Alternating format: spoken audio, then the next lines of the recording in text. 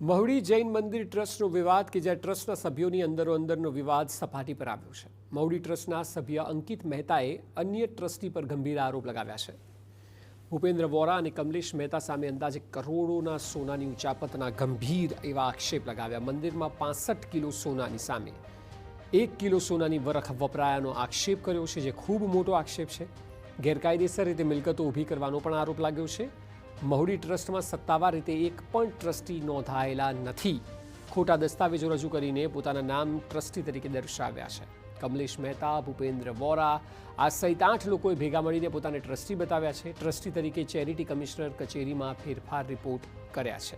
સત્તાવાર ટ્રસ્ટી ન હોવા છતાં ટ્રસ્ટના નાણાંથી કરોડોની મિલકતો ખરીદી હોવાના આરોપ છે.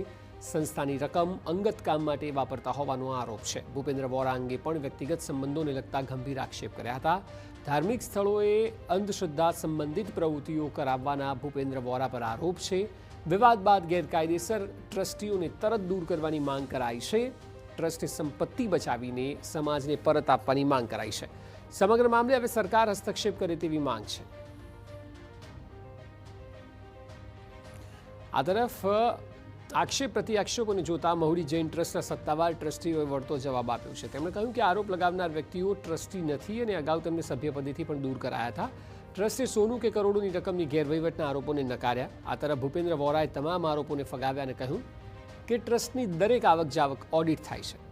1 ગ્રામ સોનાની પણ ઉચાપત કોઈ સાબિત કરે તો હું જાહેર જીવનમાંથી દૂર થવા તૈયાર છું. આ સિવાય વચમાં 65 કિલો સોનાની અમે લોકોએ રજૂઆત કરેલી હતી સમગ્ર સમાજ સામે. એ સોનાનો આજ દિવસ સુધી એમને હિસાબ નથી આપ્યો, સ્ટોક પત્રક નથી આપ્યું. એ સિવાય બીજું 65 કિલો સોનું એમને જે સંસ્થામાંથી લીધેલું, તે સંસ્થાના સોનાનું એ એમ કહે છે કે મેં મંદિરને સોનાનું બનાવ્યું. તો આ મંદિરનું અમે લોકોએ લેબોરેટરી ટેસ્ટિંગ કરાયેલું છે. જે મંદિરની અંદર બહાર જે પતરું આપણને સોનાનું પતરું દેખવામાં આવે છે, એ પતરાની અંદર માત્ર 1 કિલો સોનું વપરાયું છે. તો બાકીનું 60 કિલો સોનું પણ તે પોતાના ઘરે લઈ ગયા છે.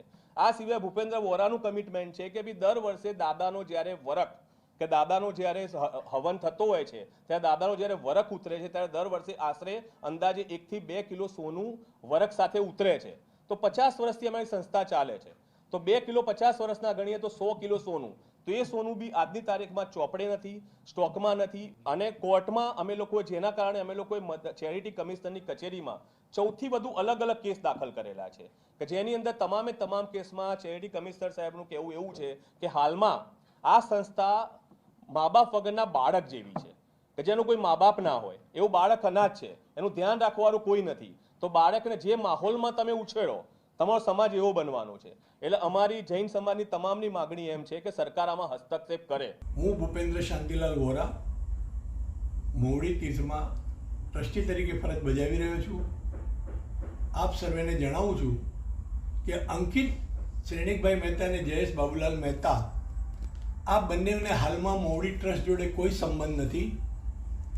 2024માં આ બંનેનું સભ્યપદ મૂળથી રદ કરેલ છે. આ જીવન એમનું સભ્યપદ રદ કર્યું છે. એમને ટ્રસ્ટ જોડે કે સંઘ જોડે કોઈ સંબંધ નથી. મહુડી તીર્થનો વહીવટ ટ્રસ્ટના નિયમો પ્રમાણે ચાલે છે. દરેક વર્ષના ચેરિટી કમિશનરના રિટર્ન, ઇન્કમટેક્સના રિટર્ન ભરાય છે. ચેરિટી કમિશનમાં એની કોપી ફાઇલ થાય છે અને સરકારના નિયમ પ્રમાણે સંપૂર્ણ વહીવટ ચાલે છે. કોઈ પણ જાતની ત્યાં કોઈ પણ ગેરરીતિ થતી નથી.